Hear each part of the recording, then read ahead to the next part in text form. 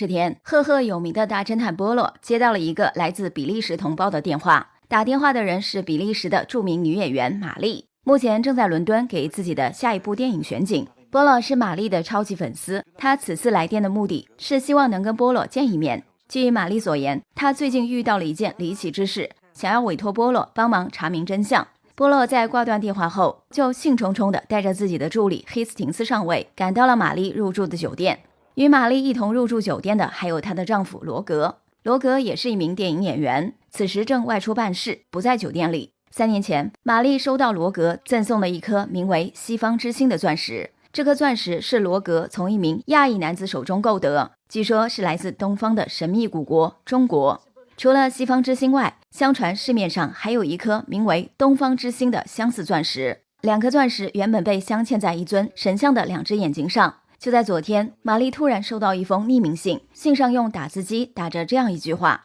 东方之星和西方之星是神明的左右眼，我将在月圆之夜取走这2颗钻石归还神明。匿名信上既无邮戳也无署名，是由一名亚裔男子让酒店前台转交给玛丽。玛丽怀疑这是一封盗窃预告的信件，信中提到的月圆之夜就是3天后的晚上。玛丽邀请来波洛，是想请他查明匿名信的寄信人身份，以确保自己的钻石不会被其偷走。波洛听完事情的来龙去脉后，当即提出了一个方案，那就是玛丽将西方之星钻石交由他保管，等到过了月圆之夜，他再将钻石物归原主。没想到玛丽马上否决了波洛的这个方案，理由是他在3天后的晚上要佩戴西方之星，参加英国勋爵老马组织的晚宴。原来在玛丽和罗格的请求下，马勋爵打算将自己名下的一处猎场租借给夫妇俩，当做下一部电影的拍摄场地。双方准备在3天后的晚宴上敲定租赁事宜。玛丽坚持在晚宴当晚佩戴西方之星，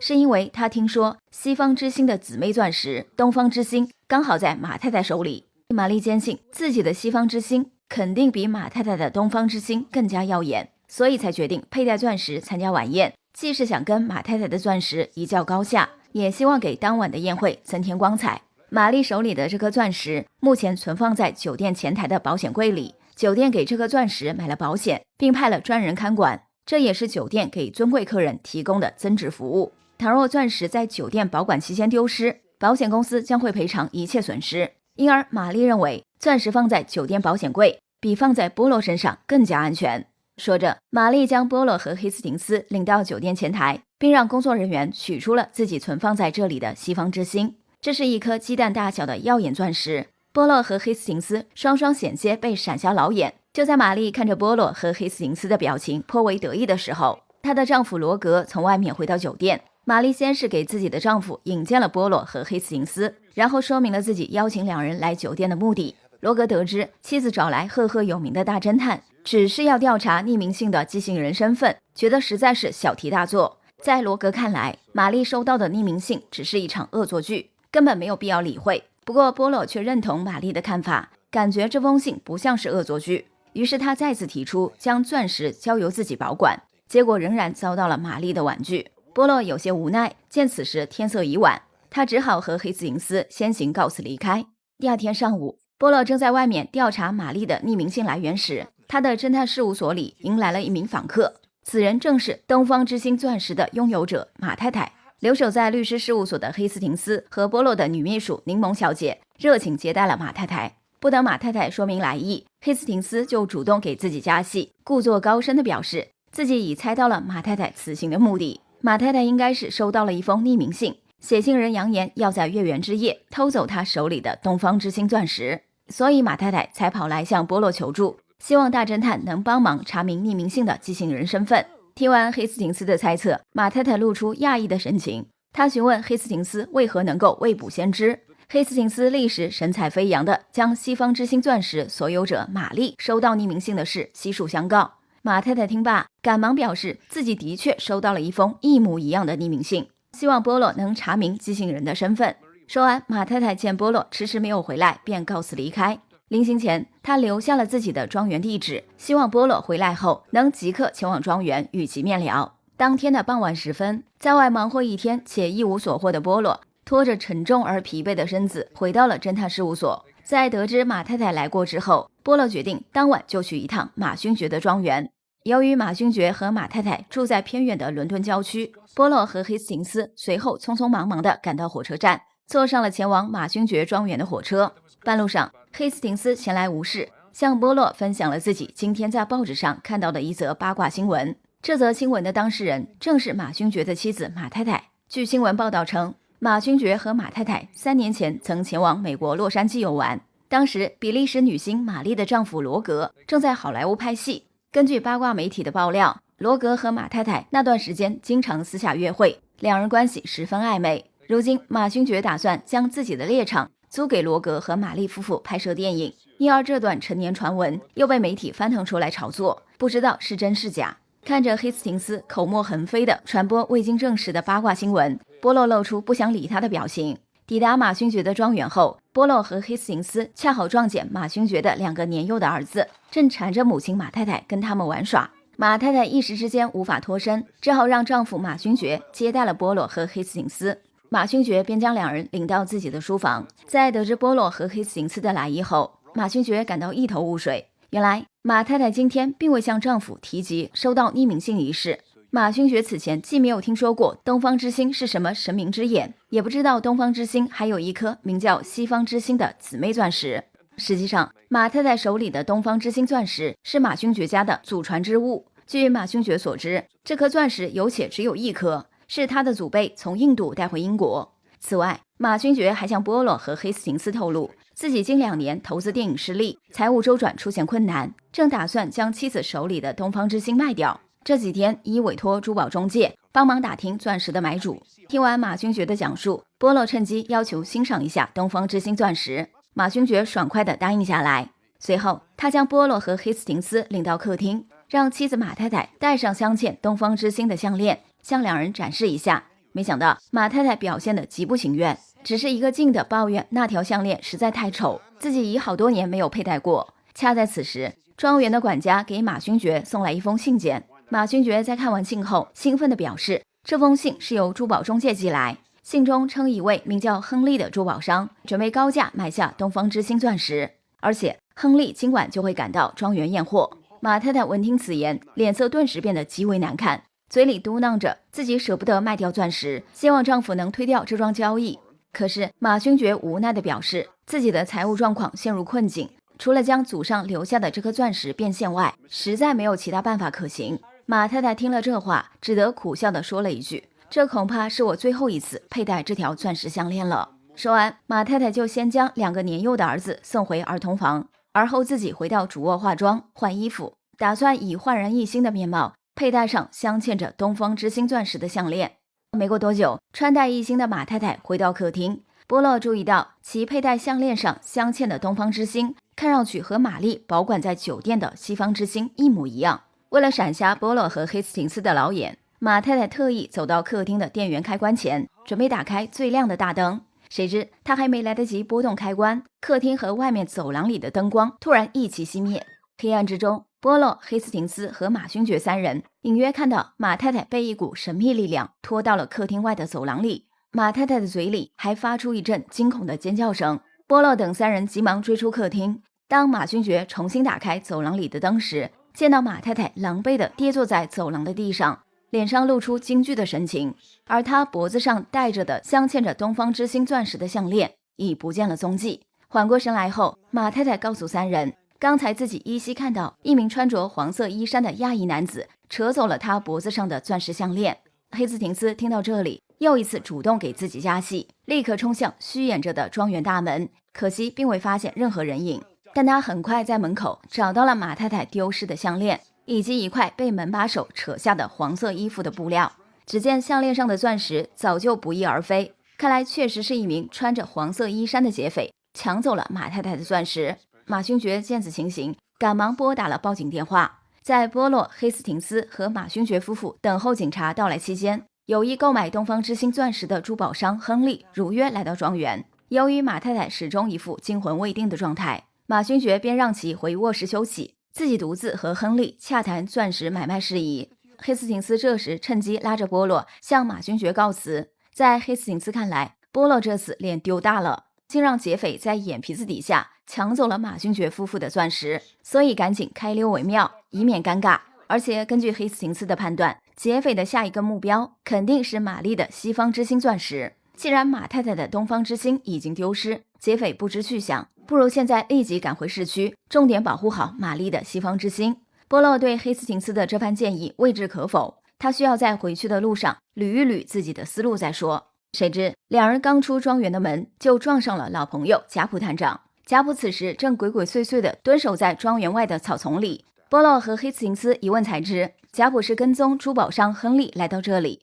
据说亨利有黑道背景，酷爱收藏名贵珠宝，手上有不少来路不明的赃物。贾普最近几天一直在跟踪此人，想要获得亨利非法获取珠宝的证据，将其手里的赃物通通收缴。听完贾普的讲述，黑斯廷斯立时有了一个新猜测，他怀疑抢走东方之星的劫匪正是珠宝商亨利。不过片刻之后，这货又推翻了自己的这个猜测，理由是马太太声称劫匪是一名穿着黄色衣衫的亚裔男子，而亨利是一名白人，刚才进庄园时穿着黑色西装，显然与马太太的描述完全不符。听着黑斯廷斯自说自话，贾普也认为劫匪不可能是亨利，因为他今晚自始至终都在跟踪亨利，对方根本没有作案时间。在和贾普互通完信息后，波洛和黑斯廷斯就离开马勋爵的庄园，返回了市区。本集狂刷存在感的黑斯廷斯本想直接赶往玛丽入住的酒店，保护西方之星钻石，但波洛却觉得没必要，强行将其带回家睡觉。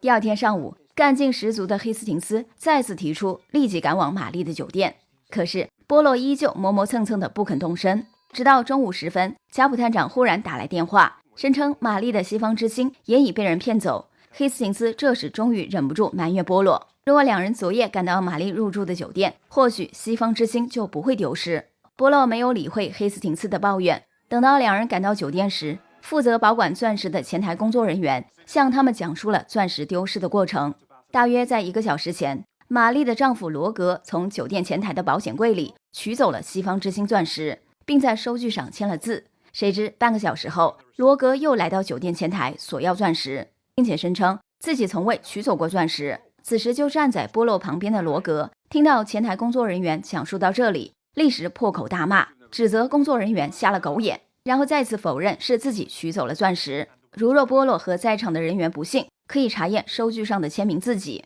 波洛随即检查了工作人员出示的钻石收据，仔细将上面的字迹和罗格本人的笔迹做了比对，二者确实不像是出自同一人之手。这下罗格更是得理不饶人，在骂完酒店前台工作人员后，又把矛头指向自己的妻子玛丽，责怪他早该将钻石交由波洛保管，也就不会被人骗走。罗格的瞎嚷嚷将波洛吵得头疼，波洛正想叫他闭嘴，这时女秘书柠檬小姐从侦探事务所打来电话，说是马太太找上门，声称有重要线索向波洛提供。波洛于是又和黑斯廷斯赶回了侦探事务所。马太太在见到两人后，哭哭啼啼地说出了一个秘密，原来她手里的东方之星钻石早在3年前就已被人骗走。波洛对此倒是并不惊讶，他询问马太太，骗走其钻石的人是不是玛丽的丈夫罗格。马太太旋即露出惊讶的神情，而后点了点头，向波洛说明了事情的原委。3年前，马太太在随同丈夫前往美国洛杉矶游玩时，结识了当时正在好莱坞拍戏的罗格。罗格倒也不挑食，随后对已为人妇的马太太展开热烈追求。马太太无法抵挡罗格的温柔攻势，很快沦陷。两人虽然没有发生实质性的肉体关系，但彼此通过几封暧昧的信件，罗格后来以此当作要挟，逼迫马太太将西方之星钻石送给自己，否则就要将两人的通信公之于众。马太太这才醒悟过来，罗格追求她只是想要得到钻石，可是为了保全自己的婚姻以及丈夫马勋爵家族的脸面，马太太只能接受勒索，将价值连城的钻石送给了罗格。罗格得到钻石后，又找人伪造了一颗足能以假乱真的假钻石交给马太太，让她以此欺骗丈夫马勋爵。直到马勋爵最近打算卖掉钻石填补财务亏空，马太太自知无法再继续隐瞒此事，所以才在昨日跑来波洛的侦探事务所，想要请求波洛想办法从罗格手里索回钻石。结果碰巧波洛不在侦探事务所内，而自作聪明的黑斯廷斯又推测马太太是收到匿名信才向波洛求助。马太太听闻此言，干脆将计就计，谎称自己的确收到了匿名信，并邀请波洛前往自家庄园做客。马太太此举的目的是意图在波洛到庄园做客期间，精心策划一场钻石被抢的戏码，将钻石丢失嫁祸到并不存在的劫匪身上。这样一来，既圆了自己收到匿名信的谎言，又能让波洛成为钻石被抢的人证。不料波洛抵达庄园后，马太太的戏码还没上演，马勋爵就要求他戴上镶嵌钻石的项链，向波洛和黑斯廷斯展示。而且马勋爵约定的珠宝商亨利即将登门验货，马太太自知已没时间再等，只得仓促在波洛的眼皮子底下自导自演了一场钻石被抢的戏码。但事后马太太又觉得自己的雕虫小技不太可能骗过大侦探波洛，所以才再次登门，主动向波洛坦白了真相。波洛听完马太太的话，表示自己确实看穿了马太太的伎俩，原因是事发时庄园的客厅和走廊的灯都齐齐熄灭，现场陷入一片黑暗，根本看不清周围人的面容和衣着。可是马太太当时却声称劫匪是一名穿着黄色衣衫的亚裔男子。此外，波洛也早就推理出玛丽收到的匿名信是由其丈夫罗格打印，送信的亚裔男子应该是罗格花钱雇来。罗格演这样一出戏，还杜撰出西方之星和东方之星两颗姊妹钻石的传言，其目的是虚张声势，让他的妻子玛丽相信钻石有可能被盗。等到钻石果真丢失，罗格便可以将罪名嫁祸到不存在的盗贼头上。没错，从酒店前台工作人员手里骗走钻石的正是罗格本人。他在签署收据时，只是用了平时不常用的手写下了签名，因而收据上的签名字迹和罗格平时的字迹才有所不同。罗格此前当众谩骂酒店前台工作人员，并责怪妻子玛丽只是在装腔作势，而罗格坚守自盗，骗取钻石的目的估计是想私下卖掉钻石获利，同时从保险公司骗取巨额赔偿金，可谓一举两得。波洛昨晚和今天上午没有听从黑斯廷斯的建议，及时赶到酒店保护钻石，其实是故意在给罗格留出作案时间，以让对方露出马脚。说到这里，波洛安慰马太太不用担心，自己会帮他拿回真钻石，不过需要借用他手里的假钻一用。马太太赶忙拿出随身携带的假钻石交给了波洛，波洛则立刻带着假钻找到当地专门替人销赃的珠宝中介肖老板。在波洛的威逼之下，肖老板承认罗格的确联系过自己，说是想要非法销售一颗巨钻。波洛随后将假钻交由肖老板，勒令他找机会将罗格的真钻石调包，否则贾普探长立马会请他前往警局喝茶。肖老板被逼无奈，只得答应了波洛的要求，并按照波洛的指示，把贾普探长盯了好几天的珠宝商亨利介绍给了罗格。肖老板活干的倒是利索，很快他就将调包来的真钻石交到了波洛的手上。波洛随即来到玛丽入住的酒店，将事情的来龙去脉一五一十地告诉了独自待在酒店的玛丽。玛丽得知丈夫的真面目，忍不住痛哭流涕。波洛安慰了她一番后，才回到了自己的侦探事务所，把真钻石还给了马太太。与此同时，罗格在肖老板的牵线下，在当地的机场大厅见到了买家亨利。经验丰富的亨利一眼就认出罗格带来的钻石是假货。就在罗格倍感疑惑之际，贾普探长带着几名警员突然出现，将正在进行不法交易的罗格和亨利当场抓获。本期的故事来自于英国高分推理剧《大侦探波洛》中的冷门案件《西方之星历险记》，改编自推理女王阿加莎·克里斯蒂笔下的一篇同名短篇小说，里面涉及2个弄虚作假的诡计，不知道小伙伴们是否都猜到了呢？好啦，今天就到这里吧。嫌疑 movie 的老粉们应该知道，大侦探波洛系列中的案件我们已解说的七七八八，目前正在进行查漏补缺的工作，力求将这套剧中的所有案件完整呈现给大家。希望小伙伴们多多点赞鼓励，下期见。